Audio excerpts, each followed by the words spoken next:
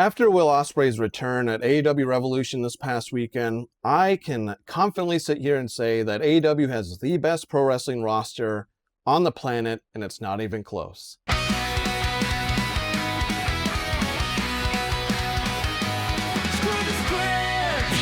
Welcome back, everybody, to Screw the Script. I'm your host, as always, Maverick here. Thanks for joining me, as always.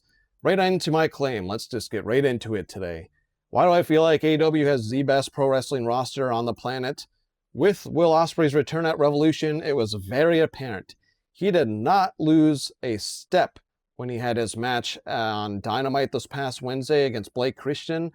He is not human. Double neck fusion, and he returns in 6 months only. That is unheard of. It really is. You have all of these wrestlers gunning for MJF's World Championship. You've got Ospreay at some point, Will, once he gets past Moxley and the Death Riders. You got Darby Allin. You've got both Kenny Omega, Swerve, and I'm sure there'll be more. To quickly recap what happened on Dynamite, it was, in a nutshell, one of the weaker shows of the year, but still better than anything that you see out of WWE these days, as we had two big things happen. I am going to be going to the episode next Wednesday in St. Paul, Minnesota at the legendary Roy Wilkins Auditorium. I will be bringing this and draping it from the front row balcony seat is where I'm sitting.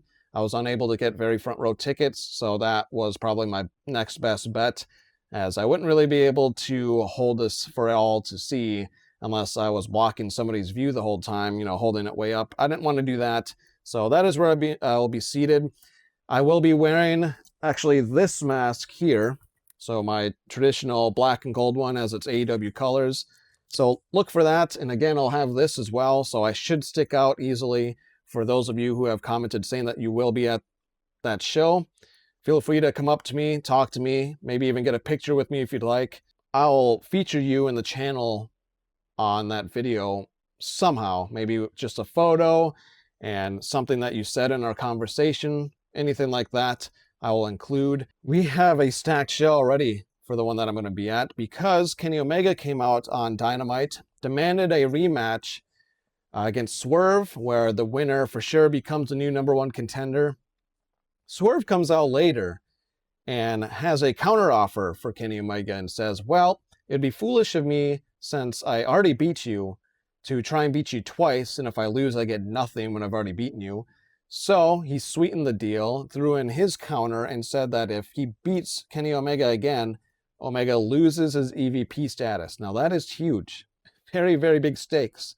Obviously, if Kenny Omega wins, he retains that EVP status and also replaces Swerve as the new #1 contender. How do I see this going down for next week's Dynamite? I think Kenny Omega is going to win, and I think Kenny Omega is going to win back that title, and I think Kenny Omega is going to hold on to that title until All In, and Will Ospreay will be the one, or Darby Allin, to face him in the main event. That's just long-term storytelling that's going on in my brain. The reason why I feel that way is I think that Swerve has some unfinished business with Brody King. I think Brody King may even come out and cost Swerve the match, and they will have another match, probably at Dynasty, that Brody King will win, and then either at Double or Nothing, or if they want to push it all the way to All In, they have the rubber match, their third match. I think that feud doesn't need to be done. I really liked it, and I do want it to continue, so that's how I see that playing out. We also got announced that MJF is going to be there live. He cut a fantastic promo, and that kind of goes back to my main point to start the video. Why do I feel like they have the best roster? Well, not only for wrestling with Will Ospreay, for example, who can run circles around anybody in WWE, they have the best person on the mic, hands fucking down, not even close. MJF destroys anybody in WWE on the mic because he's not restricted by PG. He's not fed lines by TKO and Triple H like so many are in WWE. He cut an all-time promo backstage. It was actually recorded after Revolution, and it was superb.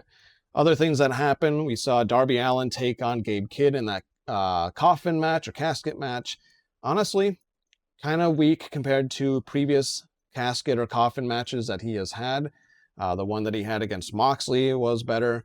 The one that I saw live that he had against Brody King at Quake by the Lake was certainly better. Still a fine match. I just think it ended a little underwhelming in a sense. I also wanted Gabe Kidd to win because I feel like he should have at least won a match in their feud. I don't know what's next for them. Maybe this was them closing their chapter, and Darby Allin said that he's coming for MJF post-match in a promo. So maybe they are just moving on from this, and we can have the Dogs go and focus on the trios titles, who are now owned by Jet Speed and Mystico. I think that would be a great feud for them to get involved in, and I would love to see the Dogs as trio champs at All In, defending it against returning Jay White and the Guns. I think that is definitely a match that they could work their way into for All In. You let me know down below your thought on that prediction as well. Other AEW news, Hangman is set to take some time off after dropping the title. I think he will be back at around Double or Nothing in May. I think he's going to take the rest of March, all of April, and most of May off, and then he will return then. And I think he's going to return as a heel. I think he's going to come back and go against their gentleman's agreement, which is just a handshake, so it's not a written contract. And that could be how he turns heel. He'll go after whoever is champ at the time, and I think that'll either be Kenny Omega, most likely Kenny Omega, or some sort of face where he can feud with them, because it'd be strange if he continues the feud with MJF, but maybe he does. Maybe. That's my guess long-term with Hangman when he returns. We also had something fun with Toni Storm. She was announced that she's going to also be out for some time. I saw a significant amount of time. I hope it's not a serious injury, and maybe it's just a good amount of time for her to rest, because it seems like she's written off in a storyline angle, and this is fun. Take a look at this photo. Let me know your thoughts, your predictions. There's a lot of red herring, I think, in this photo as you look. All kinds of little clues. There's those shoes, the heels, that hammer that says Megan Bayne in the back. You got some like Young Buck type shoes back there. You've got, what else do you have? That masquerade mask that's kind of on the floor. You got some bull rope. You got all kinds of things there. I don't think it's going to be anything that obvious. Obviously the bouquet of flowers too, that Mina was also left by her when she was attacked months ago backstage. Take a look at the X on her wrist. I think that is the biggest indicator. Something that people probably are going to glance over because it blends in with her tattoo. Could this be Killer Cross and Scarlet? That would be monumental. But I do think it will be something along the lines of that. I don't think it's going to be the obvious. It could be a returning Britt Baker, for example. So you let me know down below your thoughts and how you are trying to deduce this. It's like a fun little murder mystery sort of thing in AEW. A couple more quick things for AEW. Claudio signed a duo contract. He is now CMLL and AEW. Seems like he's going to hold on to that title for much longer now. Probably have a few more defenses before he actually drops it. I really like it. I like his mask that he comes out in. I think that really works well with him and his character. So congrats to him. And then lastly, the Hurt Syndicate, MVP and Shelton Benjamin, discussing adding a new member. They also recently re-signed with AEW. No mention of Bobby Lashley, which not going to dive into that too far. Maybe he just has a later date that his contract will be signed. But who do you think is going to be the new member? I want your thoughts down below as well. I think it could be Kevin Knight. Would be a solid choice because I do think at some point he will turn heel. Now on to one thing that's for WWE, and that's all I'm going to talk about for them on this video, but it's an important one. It looks like Night of Champions in Saudi Arabia is going to be in doubt. The PLE might not happen over there, and I think this is the best opportunity for WWE to just cut ties with them over there. I know that they signed a ridiculous 10-year contract when Vince was still in control back in 2018, so they do still have a few years left on this contract, but just get out while you can. I don't agree with their politics. I don't agree with how they treat women over there. I don't agree how sellout Fragile Phil CM Punk sold himself out to them, because years ago he said he would never go over there, and money talks, money shows your true colors, and I think CM Punk is just a hypocrite. But they need to cut ties with Saudi Arabia really bad. And lastly on this video, I'm bringing back my segment to close out the video, the Daily Dumb Take. Here is this Daily Dumb Take for this video.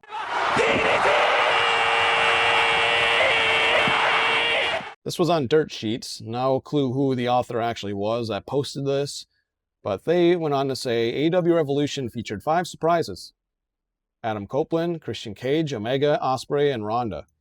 Every one of these wrestlers are either 40 years old, washed, hated, or can't wrestle. What are you saying here? The can't wrestle thing. All of these people can wrestle. Even Ronda Rousey. She can. If she tries, she can wrestle just fine. Obviously, the outlier here is Will Ospreay, because the first 3 mentioned are 40 or older. Now, Kenny Omega is 40. And I will say Ronda can be hated, but Will Ospreay, what are you doing? This is just a subtle jab at Will Ospreay that makes no damn sense. What the hell are you saying? Will Ospreay can out-wrestle literally anyone in WWE, and it's not even close. We saw that he didn't even lose a step when he beat Blake Christian this past Wednesday. This is why that was a Daily Dumb Tweet.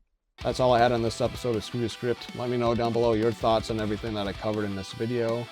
As always, this was Maverick with Screw the Script. Thanks for watching.